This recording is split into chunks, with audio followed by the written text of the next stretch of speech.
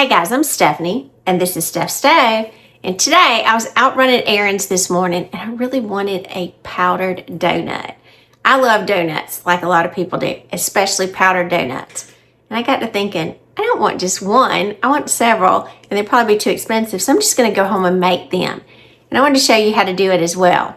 Now these are delicious. They're not very hard to put together, and they are way better than anything that you can buy in the store. So let me show you how to do it. All right, for our powdered donuts, I'm going to start off and we're going to do our dry mix first. And for our dry mixture, we are going to be using all-purpose flour. I'm using, I use White Lily all-purpose flour, but you can use any brand that you prefer. White Lily is nice and light. It is just kind of a preferred brand. You hear a lot of people in the South use it. It's a winter wheat. It's what they use. So it's just nice and light. So we're going to use 2 cups. Kind of level this out here. 2 cups all-purpose flour. Put that in there. The flour closed so it doesn't go everywhere. Then we're going to add some sugar to it. So we're going to add 1/2 cup of sugar.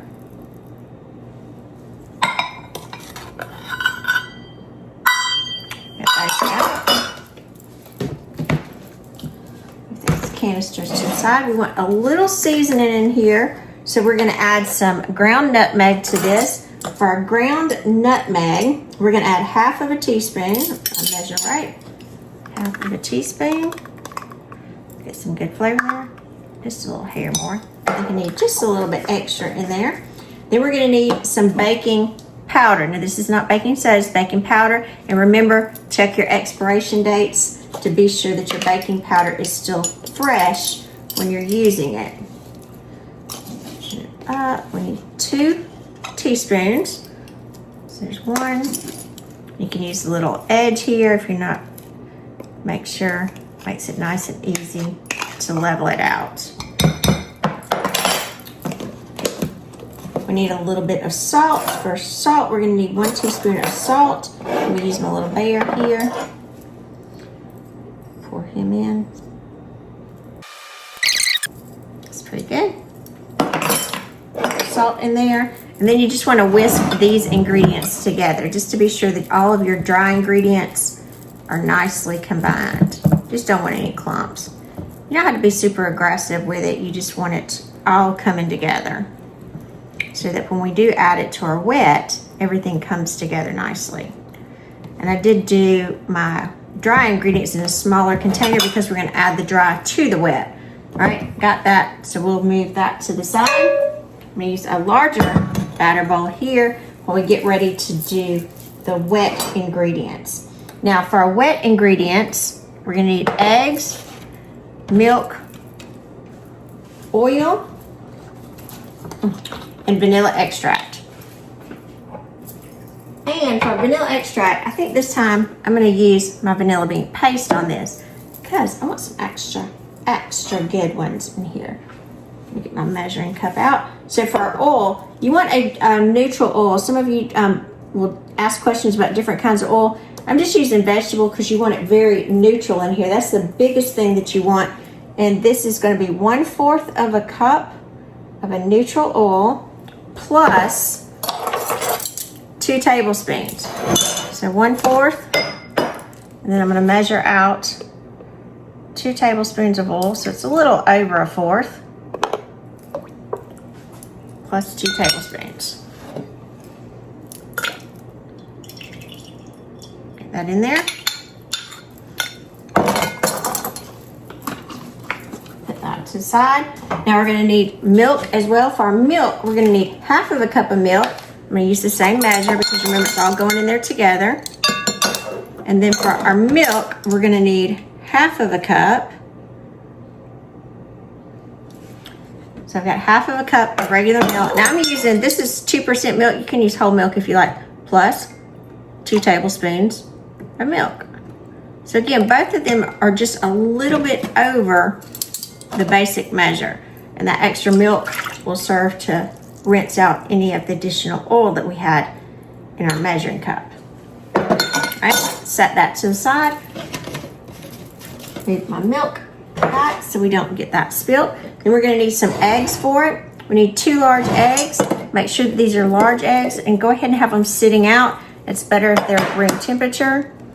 Most of you know I do love to crack my eggs separately. So that's 1. Make sure we don't get any shells in it. Make sure that the egg is good, because we don't want to jeopardize whatever we're fixing. All right, perfect. Got all that situated. Now we're gonna add our vanilla extract. And remember, I did say for this, I was going to be using vanilla bean paste. If you have vanilla bean paste, you can do that. Remember, it's a 1-to-1 measure of whatever you would be whatever your measurement is for vanilla extract. Now I'm gonna use 1 teaspoon. If you're not familiar with vanilla bean paste, a lot of people like it because if you're making it homemade, it doesn't take quite as long to cure or set up, and it looks just beautiful. So I'll show you what it looks like. So it looks like this. So I'm going to use 1 teaspoon, and then we'll actually get the little bean flecks in there. So just put my measure in there to rinse it off so we don't lose any of it, because we definitely don't want that. We want it all. We want it all in there. And if you're interested, I'll do a link on how to make vanilla bean paste. I've made that before, and it's really, really good. It makes a good gift too. Just whisk this together. We want to make sure that all of our wet is incorporated and that that egg is well combined.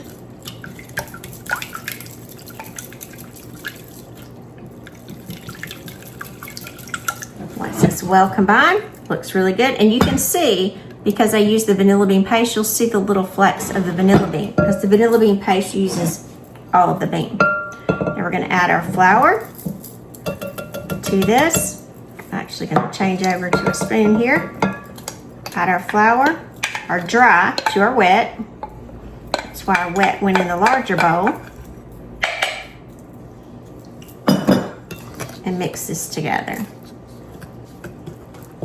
And again, so far it's been very easy ingredients we've had. Most of you probably have all of these ingredients and you're like, well, I never knew I had everything to make homemade donuts. Yes, you do. So we love donuts, especially powdered donuts. Oh gosh, my husband, if we get them, he could eat the whole bag. I could eat several of them too, because they're just good. Get this together. Make sure that you don't have any pockets of flour.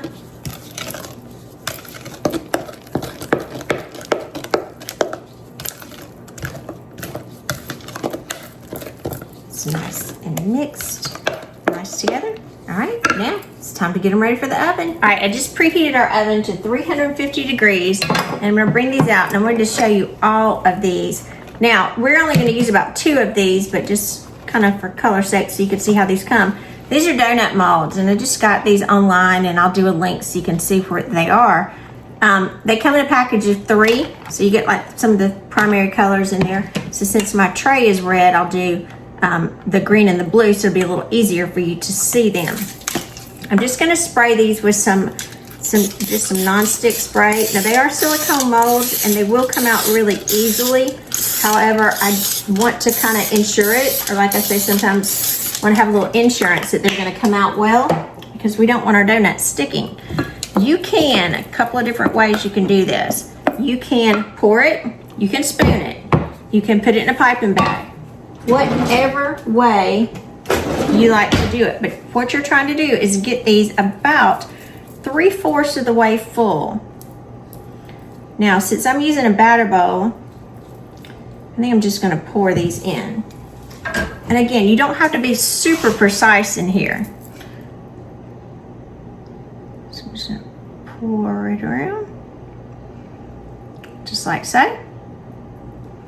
Again, have them in a pourable container, it's a lot easier. Okay, the next one. And I'm just going to keep filling these until I get them all full. I'll be right back. All right, right, when you get to the very last one, you may have to scrape a little bit to get all that out to fill up your last mold, but it'll be exactly what you need for a dozen or 2 molds of 6. It will perfectly fill these out. See, I had to scrape just a little bit, as you saw, to get that last one, but that's okay. Now I'm going to take a cloth or just a paper towel that I've kind of wet over here. I'm going to get it off of the side, my finger there, because some of these that I was a little messier on, I don't want it baking up extra on there, so I'll take my finger and then go back with the cloth, clean it up a little bit. And these little tops, if I got any extra on there, just take my finger and get that off, because again, we don't want that burning.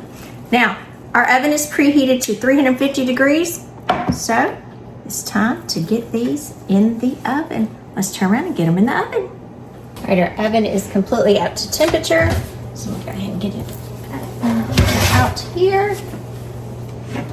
I do like to have these on a cookie sheet because it's so much easier. And these are going to bake for 18 to 22 minutes or until a toothpick inserted into the center comes out clean. See you back in a few minutes. All right, our timer is going off. Let's give these a check. Ooh, it's hot. Careful of the steam. Remember, we're going to, a skewer or a toothpick, we're going to use that as our guide, so they'll puff up a little bit. We want it to come into the middle and come out perfectly clean. I'll check a few of them just to be sure. They look awful pretty. All right, let's take them out. Closer so you can see, look how pretty they are. Now we gotta let them cool and dunk them. All right, after they come out of the oven, I've just got these over here on my cart on a wire rack. We do want these to cool just a little bit. I'd say like 5, maybe 10 minutes or so, and then we're gonna take these out of the silicone molds and get these into some beautiful powdered sugar. See you back in a few minutes. All right, these have been cooling about 10 minutes. So we're gonna go ahead and pop these out. So I'm gonna pop these on the towel so you can see. I'm just gonna turn them out. And very carefully, you can see how they're nice and brown on the bottom.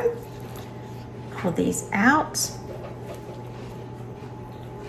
They're still slightly warm, not real warm, just slightly warm.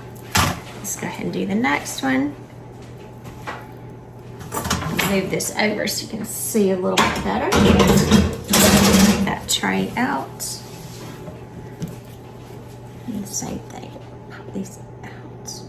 Just very carefully let them slide out. You don't have to pull really aggressive, just let them kind of naturally come out. And again, you don't always have to grease the molds. I like to because it's just a nice insurance to be sure that they come out.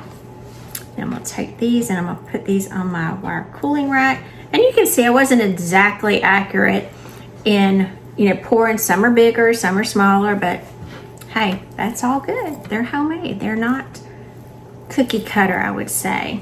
All right, so let's put this under here so you don't get anything powdered sugar everywhere. Now, we gotta give these a little powdered sugar bath. So you can do this in a Ziploc bag. I'm gonna do it in just a lock and lock container here. And in this, my lock and lock, I've got 1 cup of powdered sugar. Now you can go ahead and toss these in powdered sugar. However, anything that you're baking like this, if you toss it in powdered sugar, it'll be beautiful for just a few minutes. The powdered sugar will sink into that. So to prevent that, we're gonna add a little cornstarch. You always need to add about a tablespoonful of cornstarch to your powdered sugar, and that will prevent it from weeping all into your baked product. So I'm going to shake this up. So if you've ever had it, or even lemon bars or anything where you put powdered sugar on the top and then a few minutes later it's disappeared, that's why, and the cornstarch helps with that. All right, let's just pop a few of them in here, and again, they're still warm, so I'm just popping them in here. Lock it down. And again, you could do this with just rolling around with a Ziploc bag if you wanted to.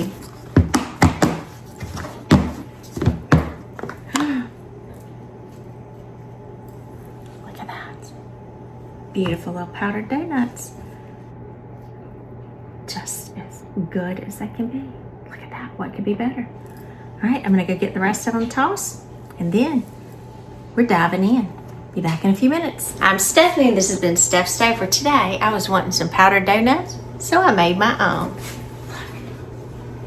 Look at here, a whole dozen. Now, these are super easy to make and just so much better than that stuff that you can get in the store. Look, they're still warm. Look at that. Hands down, 1,000 times better than what you can get in store.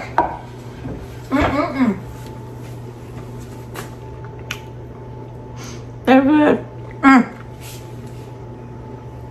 And they're probably not going to last long either. So, Saturday morning, make these for your family. You will absolutely love them. Shake them as much or as little as you want in your powdered sugar, just to your heart desires. Remember, give us a thumbs up, click that subscribe button for more great content like this. Steph's Day, we're making memories, one dish at a time. Thanks for watching, guys. Have a wonderful day.